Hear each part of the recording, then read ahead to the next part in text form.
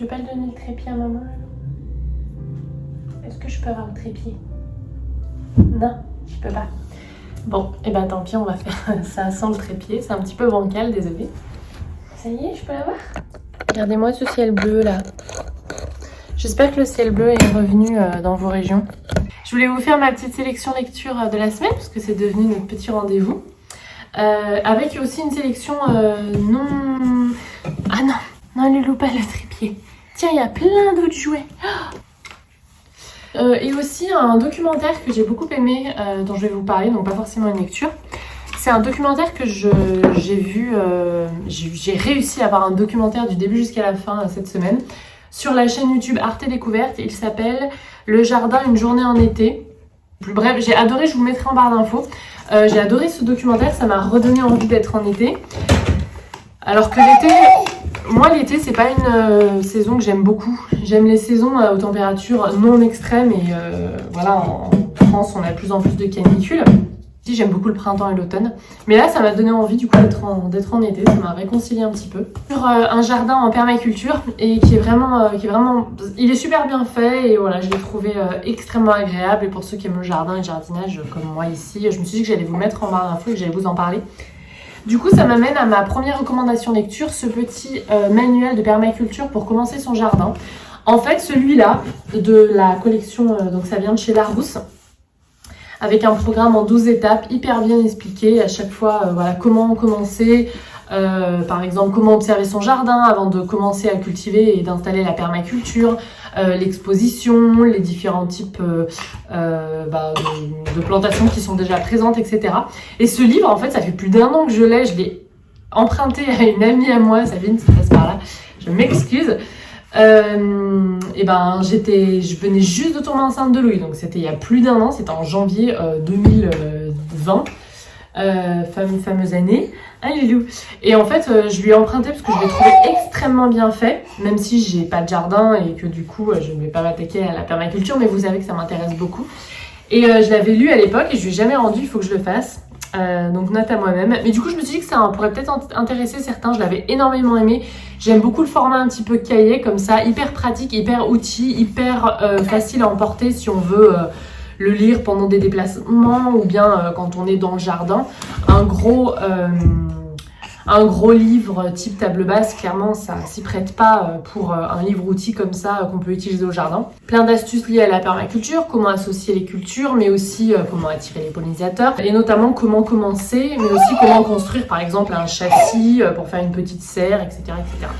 Je l'ai vraiment bien aimé, et s'il y a si vous connaissez des personnes qui ont un jardin et qui veulent se lancer dans la permaculture, pas forcément à fond, mais dans certains principes de la permaculture, il est hyper bien fait, donc je vous le remettrai.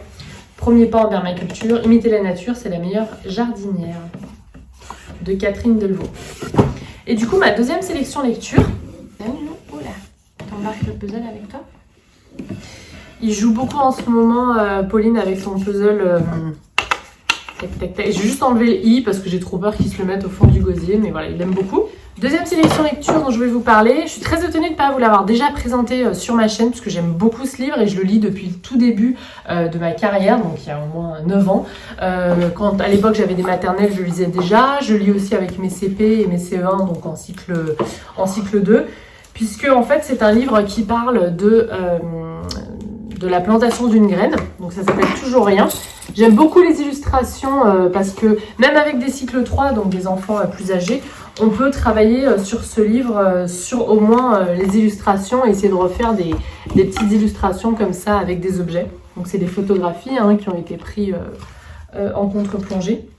Et en fait c'est l'histoire d'un petit bonhomme qui s'appelle Monsieur Louis, comme quoi, donc je l'ai acheté il y a 10 ans maintenant, j'étais encore en études, qui plante une graine dans un trou, etc.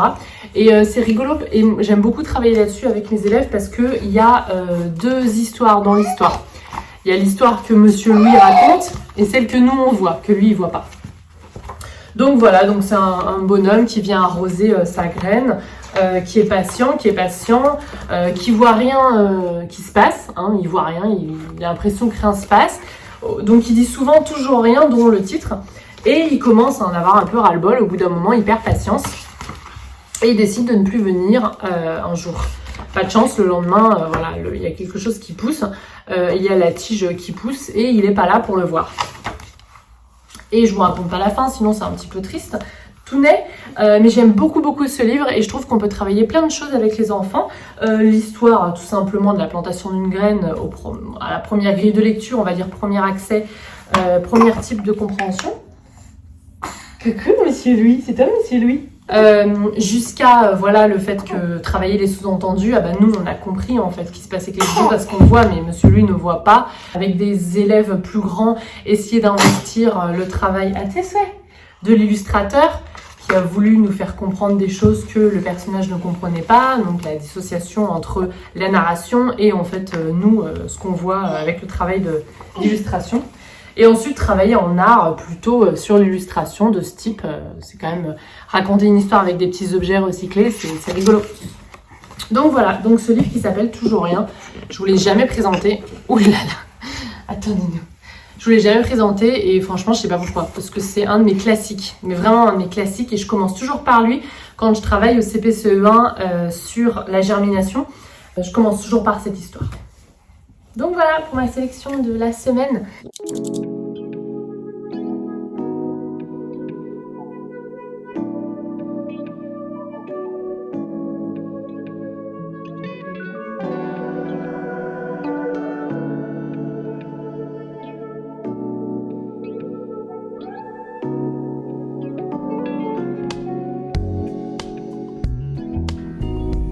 Coucou tout le monde. Aujourd'hui je vais vous montrer, j'ai craqué chez Gloriette. Je me suis prise une passiflore. Regardez-moi cette beauté. En fait j'avais très envie d'une passiflore depuis que j'ai vu Marion Kieu qui est une illustratrice. Elle a fait des superbes illustrations de la passiflore. Du coup ça m'a donné envie d'en avoir une. Et ils disent parfois, elle était à 30 € chez Gloriette. J'ai bientôt des futures fleurs là. Ils disent parfois qu'il faut du soleil, mais j'avais vu, je crois que c'est sur la chaîne News TV Jardin, ils en ont présenté une qui se plaisait très bien plein nord. Donc je me suis dit on va essayer. Donc voilà, c'est vraiment magnifique ces fleurs. En plus, les fleurs s'ouvrent en fait progressivement et elles durent les 24 heures max. Donc c'est assez éphémère au niveau des fleurs, mais on a des fleurs régulièrement. Donc je suis trop contente. Donc où est-ce que je vais la mettre sur balcon? Je ne sais pas encore. On va voir.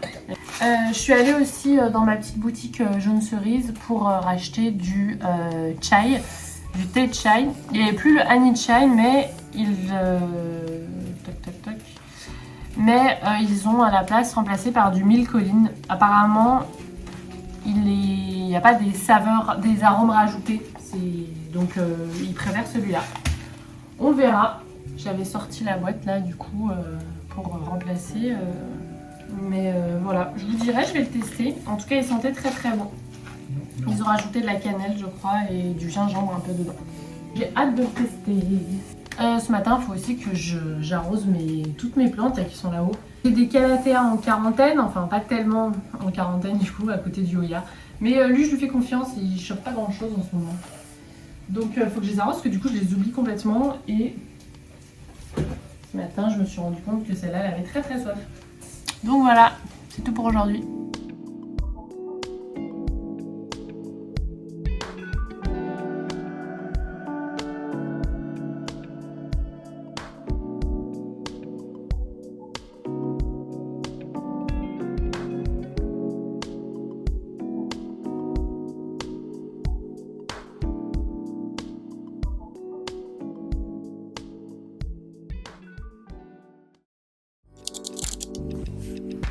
Coucou!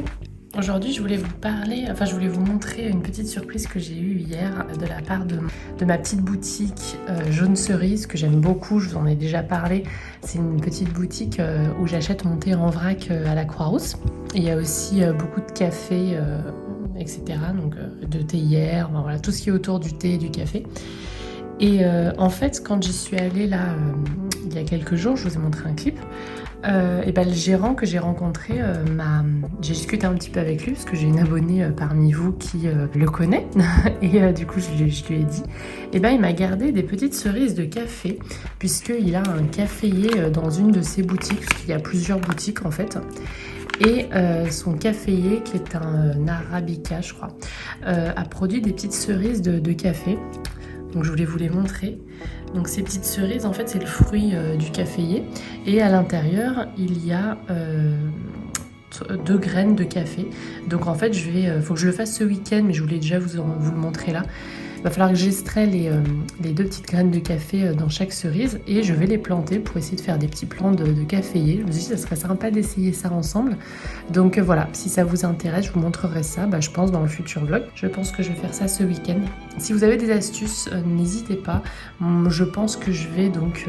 Alors il y a 2 façons de récupérer les graines, soit en faisant dessécher le fruit, donc en fait ce fruit, on appelle ça une cerise, mais voilà c'est le fruit du caféier. Soit en faisant sécher le fruit, soit en ouvrant tout simplement et en récupérant les graines.